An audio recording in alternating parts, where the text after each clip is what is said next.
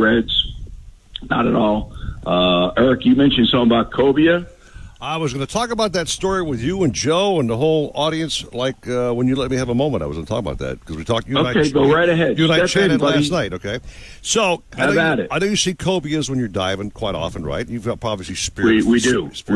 Yeah. So right now, this is happening right now with the state of Florida, FWC, in conjunction with state biologists, right? Right. Are giving you cobia, $50 for your cobia, dude. Okay, if you caught them, it says here on their website, if you caught them, we want them, and we'll throw in a $50 bounty.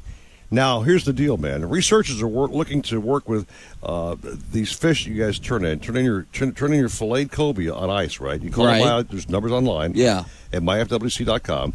You call the biologist. They'll actually meet you at wherever you are. Okay, you fillet your cobia out, right? Right. But you got to be careful not to touch the internal organs, okay? So the biologist will take that fish from you. It could be 1, 2, 3, 10 cobia, whatever. Right. $50 a piece, okay?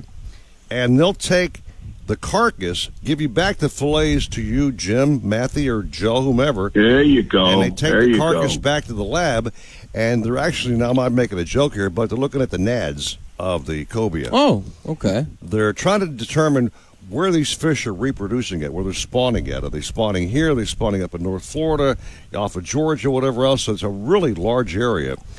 And it goes from like Miami north to the state, okay? So how do you think one would know where they're like breeding by looking at their...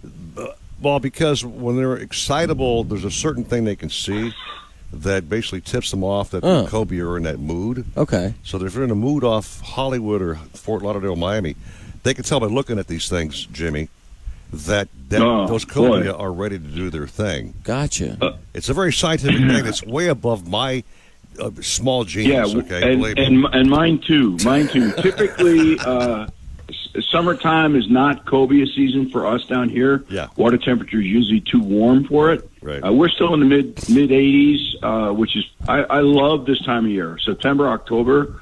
The warm water. The actual humidity is down a little bit. Yeah. Little bit of gentle breeze yesterday. Wasn't bad. A little 1 foot chop. It was nice. It was absolutely a pleasure being out there. Considering like the summertime, it's brutally hot, right? Yeah. So it was good. It was good. But we're not really seeing any cobia this time of year. This is typically some of my buddies up in Fort Pierce. Yep. That water temperature is still pretty chilly down there, and they are, seeing cobes. When we usually go over to the West Coast, which is offshore Naples, Captain Bob, Captain Bill, I'm sorry, he sends us out like typically November, December, the colder water in the Gulf. So that's when we usually see them. But yeah, I'm telling you, cobia is one of a prized fish from a spearfishing standpoint.